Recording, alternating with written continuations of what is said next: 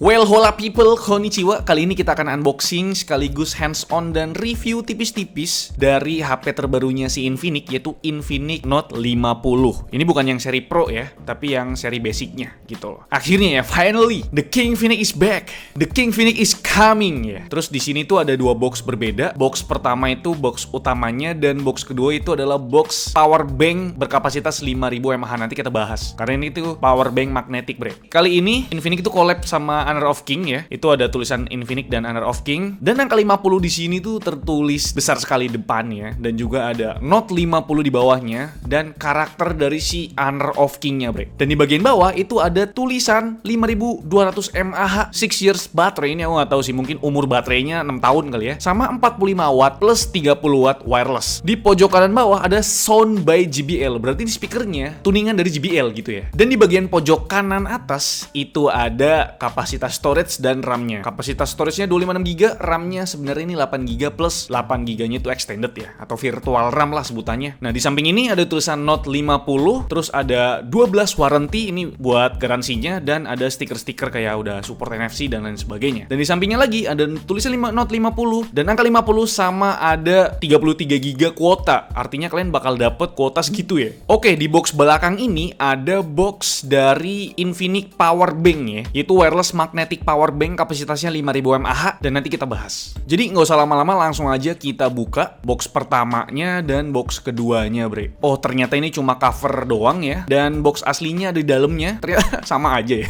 Oh, ternyata di dalamnya ada box kecil lagi. Ini apaan ya? Oh, ini MacPad, sorry. MacPad ini adalah wireless pad ya, wireless charging buat si HP-nya. Karena memang Infinix Note 50 series itu udah support wireless charging yang tadi tertulis tuh di boxnya 30 watt. Oke, kita buka. Itu dia udah kelihatan HP-nya, udah ditutup plastik ya, tapi kita singkirin dulu. Kita mau lihat isi dalamannya. Dan ternyata kita dapat apa ini? Kartu smartphone 792GB. Per bulannya kalian dapat 33GB. Wih, gokil sih. Selama 24 bulan. Wah, menarik nih. Ini ada kartu fisiknya, bro. Ini bukan eSIM ya. Jadi kalian bisa pakai ini per bulan 33GB. Wih, gokil ini Infinix bonusnya. Dan selanjutnya di sini ada SVIP card. Ini kayaknya sih VIP warranty ya, VIP garansi gitu ya. Saya kira ini adalah e-money atau kartu flash atau e-toll gitu ya. Ini premium service from Infinix, bro. Gokil sih dikasih kartu begini ya. Selanjutnya ada buku petunjuk ya, jarang dilihat juga. Dan ini sih yang menarik ya, soft case-nya. Kita udah dapet soft case yang ada MagSafe-nya, bro. Jadi bisa nempel si powerbank wireless-nya ataupun wireless pad-nya ya buat ngecharge. Dan ini feel-nya nggak murahan sih, Pak. Dan terakhir nih, kita dapat adapter chargernya. Dapat adapter charger 45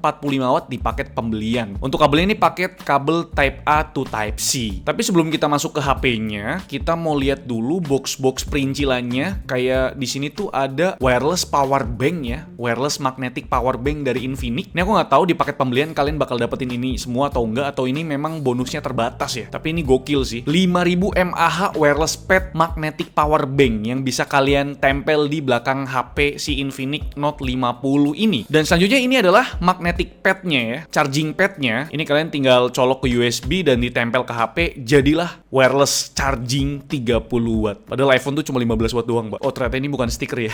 Kukira stiker sih, untung nggak dicabut. Nah, dan terakhir ini nih, kita lihat HP-nya. 5200 mAh, 45 watt plus 30 watt wireless. Oke, ternyata ini sebenarnya harusnya dibuka sih, bukan ditarik ya. Dan ini dia untuk penampakan awalnya, teman-teman. Kita close-up dulu stikernya ya. Ternyata ini solid juga nih HP ya. Bukan berasa HP mid-range ini sih ya. Oke, kita lihat di desain backdoor-nya ini. Ini harusnya sih pakai polikarbonat ya, masih pakai plastik polikarbonat. Dan memang desain modul kameranya itu memang awalnya tuh agak aneh, tapi menurutku ini hal yang baru. Wajar lah ya kalau kita ngerasa aneh. Tapi ternyata oke-oke aja. Desainnya tuh fresh gitu loh, nggak ngikutin boba-boba iPhone gitu ya. Dan di situ ada harusnya sih apa ya, buat cek detak jantung atau SpO2 ya. Tapi kayaknya yang di versi basicnya tuh nggak dapet ya fitur itu ya. Itu tuh di versi Pro-nya. Oke, di bagian samping di sini ada tombol volume button dan tombol power button, sama ada antenanya ya. Berarti artinya ini sih metal frame ya. Dan di bagian atas itu ada speaker, artinya ini stereo. Terus ada tulisan Sound by JBL, ada mikrofon, dan ada IR blaster, artinya bisa dipakai buat remote control nih. Di bagian bawah ada speaker, yang artinya tadi stereo speaker, ada Type C, ada mikrofon, sama ada ada SIM card. Dan ternyata SIM cardnya ini dual nano SIM tanpa ada micro SD slot. Ya sayang sekali ya, 256GB menurutku sih pas-pasan banget ya storage-nya. Oke, jadi kita udah benchmark sintetis, benchmark gamenya juga, dan juga kita udah tes-tes HP ini kurang lebih 4 jam lah ya. Jadi memang ya namanya first impression atau hands on, jadi memang belum dipakai ya seminggu atau sebulan gitu. Oke, pertama yang mau kita bahas adalah haptic feedback-nya atau vibration-nya. Jujur vibrasinya aku kurang suka ya, kayak masih berasa HP murah gitu loh. Getarannya tuh tidak natural dan tidak satisfying gitu. Tapi ya wajar karena memang ini adalah HP mid-range ya. Yang kedua adalah bloatware-nya. Jadi bloatware-nya ini nggak sebanyak HP Cina lainnya ya teman-teman. Jadi belum menemukan iklan sih sejauh ini ya. Kayak bloatware-nya tuh masih sedikit banget. Kalian juga bisa uninstall bloatware-nya dan tidak begitu mengganggu ya. Jadi kurasa ya ini bukan hal yang perlu diperhatikan banget lah untuk bloatware-nya karena memang nggak sebanyak itu kok. Selanjutnya kita bakal cek untuk Android versionnya. Jadi di sini tuh udah terinstall Android versi 15. Dan juga untuk UI-nya di sini tuh pakai XOS ya. Tapi versinya harusnya sih versi 15 di sini tulisannya. Dan pas kita cek tidak ada update sama sekali. Dan di sini ada tertulis untuk speknya pakai Helio G100 Ultimate.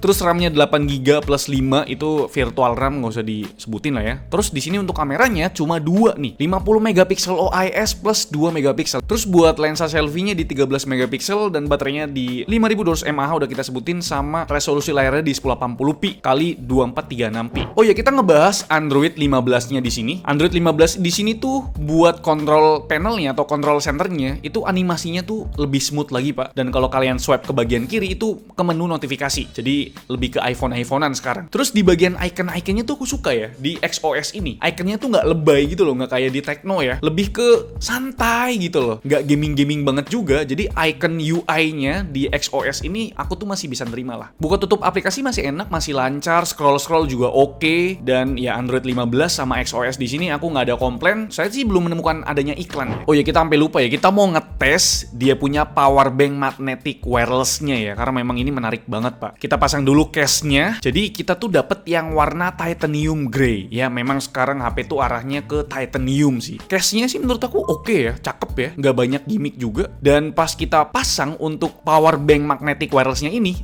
pas banget sih. Jadi di genggaman tuh masih enak, Pak ya, masih nggak berasa ngeganggu lah di pergelangan tangan gitu ya. Dan juga deh untuk notifikasinya ada tulisan wireless charger ya kan, wireless charge. Animasinya sih oke ya, nggak begitu lebay. Dan ada notifikasi di bagian bawah lensa warna putih ya. Terus kalian bisa lihat juga untuk kapasitas power bank-nya itu ada 4 level, ada 100%, 75%, 50%, dan 25%. Ini detail kecil yang menurutku menarik banget sih, nggak lebay dan informatif banget ya. Dan selanjutnya kita coba untuk wireless pad-nya. Ini bentuknya bulat dan kecil, tinggal ditempel aja terus kalian colok ke kabel Type-C, bisa tuh kalian nge-charge wireless ya. Wireless chargingnya juga lumayan kenceng, 30 watt lah ya, jadi nggak begitu lambat-lambat banget lah. Biasanya kan cuma 15 watt atau 20 watt, ini kita dikasih 30 watt sih udah kenceng lah. Oh iya, kita mau timbang ya bobot dari Infinix Note 50 versi basic ini berapa. Kita timbang dulu pas pakai case. Ternyata bobotnya tuh di sekitaran 230 gram, itu udah pakai case ya. Dan kita coba timbang pas pakai power bank. Totalnya jadi 346 gram, naik sekitar 115 gram lah. Tapi menurutku masih enteng ya, karena memang bodinya tuh tipis, ringan, dan tidak mengganggu pergelangan tangan ya. Jadi 346 gram sih masih termaafkan, karena memang itu ditambah sama power bank. Jadi totalnya ya 10.200 mAh baterai lah gitu ya. Masih enak kok dipegangnya. Sedangkan kalau tanpa case dan tanpa power bank, itu bobotnya cuma di 199 gram. Ya ini lebih ringan daripada HP-HP flagship lah. Tapi kan ini HP mid-range ya. Tapi gimana menurut kalian, bobot segini tuh terbilang berat atau ya masih di tengah-tengah lah? Selanjutnya kita bakal bahas panel ya. Ini tuh panelnya udah pakai 144 Hz refresh rate. Ini udah kayak panel HP gaming gitu. Ukurannya 6,78 inci, pakai panel AMOLED ya, dan udah tersedia in display fingerprint. Dan buat hasilnya menurutku ini AMOLED-nya udah oke lah, karena memang standar mid-range sekarang tuh udah harus AMOLED ya. Tapi sayangnya di YouTube itu tidak ada pilihan HDR ya, sayang sekali. Tapi menurutku AMOLED-nya di sini udah oke, udah cukup vivid juga. Jadi buat layarnya kita tidak ada komplain lah buat si Infinix Note 50 yang versi basic ini ya. Terus di bagian bezelnya juga cukup simetris, cuma di bagian bawah aja yang sedikit lebih lebih lebar lah untuk bezelnya. Tapi di sisi lainnya udah oke banget lah, dan nggak tebel-tebel banget juga sih. Tapi aku penasaran sih, refresh rate-nya apakah beneran 144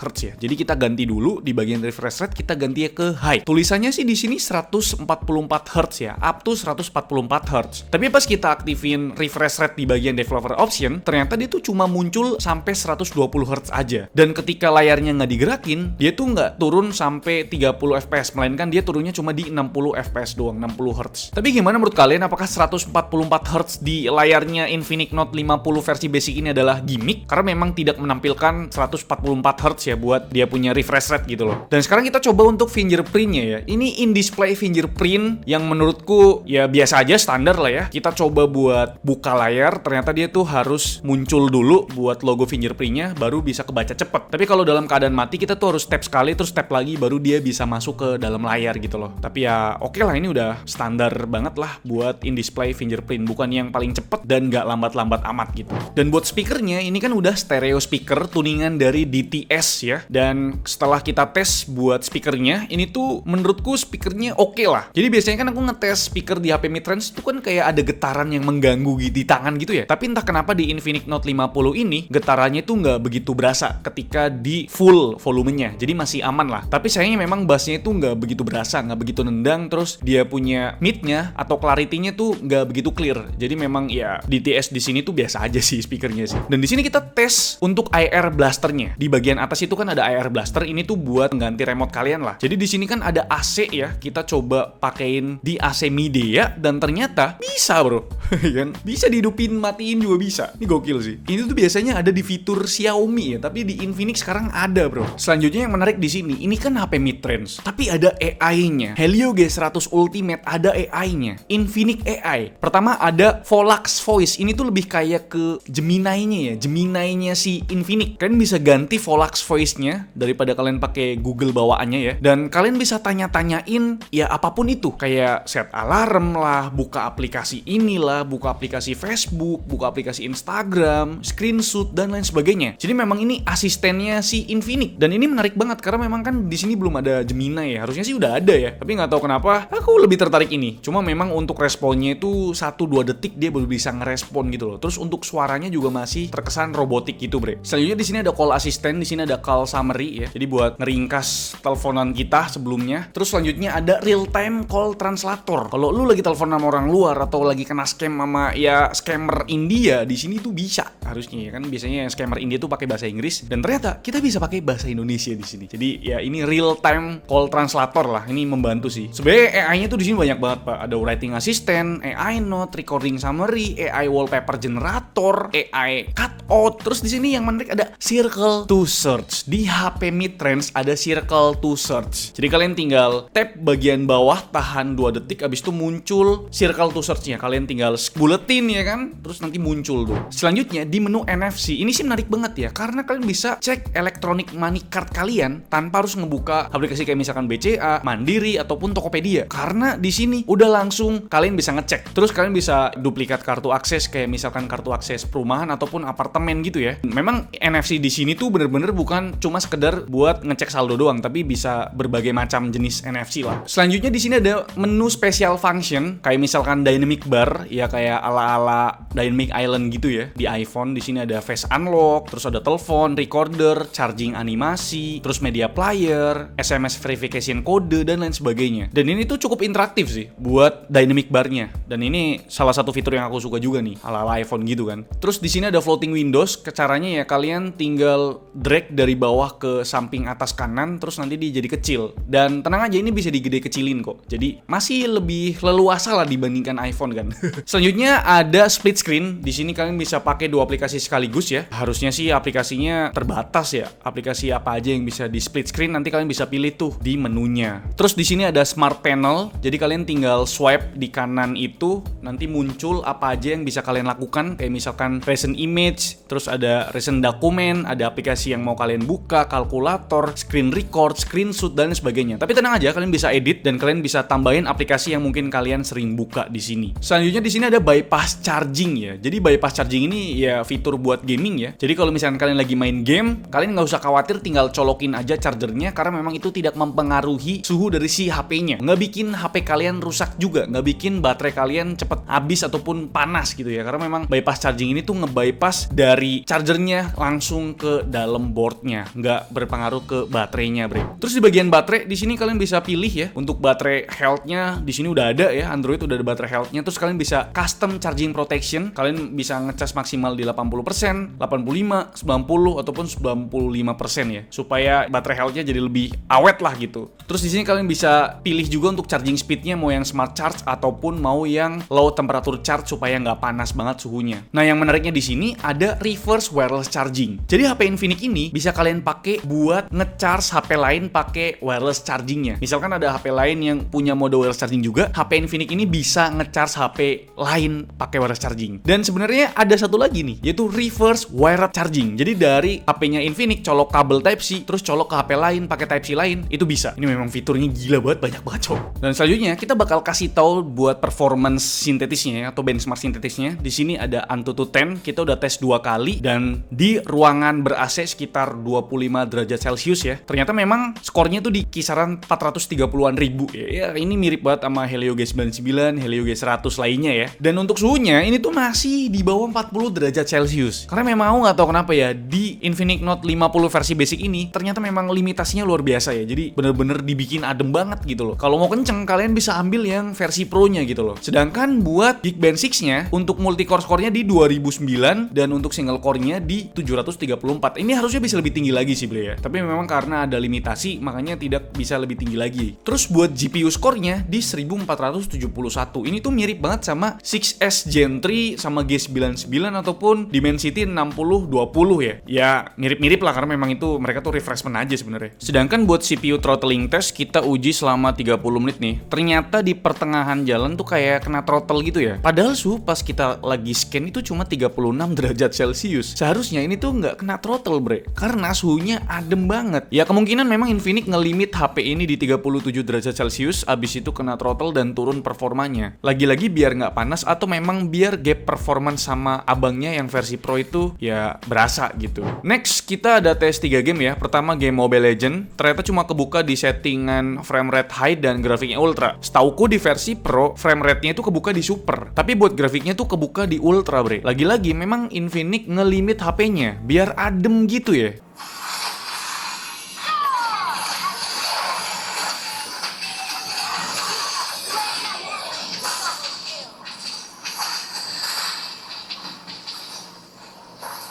Buat performanya ya cuma mentok di 60 fps aja. Harusnya ini bisa di 90 fps sih. Tapi ya 60 fps di sini nggak naik turun kok. Anteng banget di 60 fps, nggak ada drop sama sekali. Bagusnya suhu tuh jadi lebih adem. Pas kita scan cuma di 37 derajat Celcius di bagian backdoor dan 39 derajat Celcius di bagian layarnya. Buat baterainya main 30 menit berkurang 8%. Game kedua ada PUBG Mobile. Lagi-lagi nggak kebuka frame rate ekstrim, cuma di ultra aja. Buat grafiknya kita set di smooth aja. Ya sebenarnya bisa di set HD untuk grafiknya, tapi frame rate-nya turun ke high doang.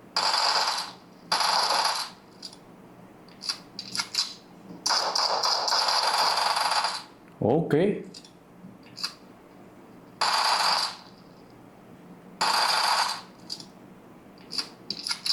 Rata-rata FPS-nya di 39,6 FPS, stabil banget, nggak ada drop FPS sama sekali. Dan buat suhunya, sama kayak di Mobile Legends, cuma 37-38 derajat Celcius. Ini ada banget sih, karena memang kena limit kan. Dan buat baterainya, main 20 menit itu berkurang 5%. Game terakhir ada Genshin Impact, grafiknya tentu di lowest dan kita lepas FPS-nya di 60 FPS. Rata-rata performanya malah lebih bagus dari PUBG Mobile, di kisaran 40-an FPS, dan minimumnya di 29 FPS. Buat suhunya, main 30 menit, bagian layar tuh tembus 41 derajat Celcius, dan di bagian backdoor di 39 derajat Celcius. Dan buat baterainya, main 30 menit berkurang 8%. Dan selanjutnya buat kamera ya. Jadi kamera di sini tuh cuma ada 2 ternyata, padahal memang lensa di belakang itu ada 3. Aku nggak ngerti nih. Mungkin yang satu tuh deep sensor aja gitu ya. Jadi lensa pertama itu 50 megapiksel dan udah ada OIS-nya. Terus lensa kedua itu lensa 2 megapiksel. Ini kayaknya makro sih. Sama satu lagi tuh harusnya ada. Ini mungkin depth sensor, aku nggak ngerti juga ya, karena memang di spesifikasi itu tidak tertulis apa-apa. Dan di bagian paling bawah itu tuh cuma ada LED warna putih ya. Kalau di versi Note-nya itu kalau nggak salah ada warna birunya dan ada sensor buat ngukur detak jantung. Tapi kalau di versi basic ini tidak ada bre. Dan kalian bisa lihat di sini tidak ada lensa ultrawide, cuma ada 1x dan 2x. 2x-nya di sini pun harusnya 2x yang digital ya, bukan optical zoom ya. Dan buat perekaman videonya, kalian bisa ngerekam video mentok di 2K 30